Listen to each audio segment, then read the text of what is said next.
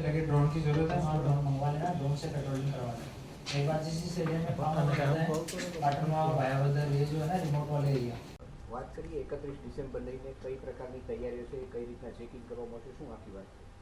રાજકોટ ગ્રામ્ય જિલ્લામાં રાજકોટ વિભાગના રેન્જ વડા શ્રી અશોકકુમાર સાહેબની સૂચનાથી પૂરા જિલ્લામાં 3 દિવસ માટે બંદોબસ્ત યોજવામાં આવ્યો છે।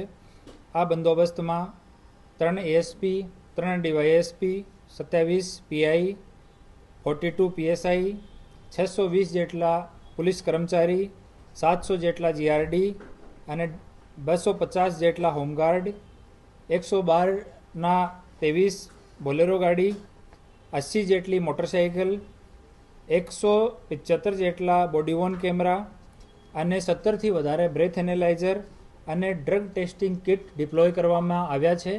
અને પૂરા ગ્રામ્ય વિસ્તારમાં પોલીસ એકદમ ચુસ્તપણે બંદોબસ્ત કરશે અને ગ્રામ્ય વિસ્તારમાં 2 જગ્યા 9 વર્ષની પાર્ટી થવાની છે। આ બંને જગ્યા પણ બંદોબસ્તની વ્યવસ્થા કરવામાં આવી છે।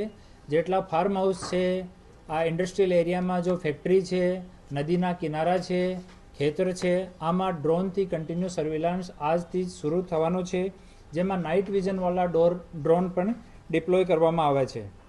કોઈ અનિચ્છનીય બનાવ નહીં બને એના માટે કંટ્રોલ રૂમમાં એક વિશેષ માણસોની નિમણૂક કરવામાં આવી છે, જો કન્ટિન્યુ 112ની કોલ્સ જો છે એને મોનિટર કરશે અને 112 જો જગ્યા જાય છે ત્યાં પણ મોનિટરિંગ કરવામાં આવશે।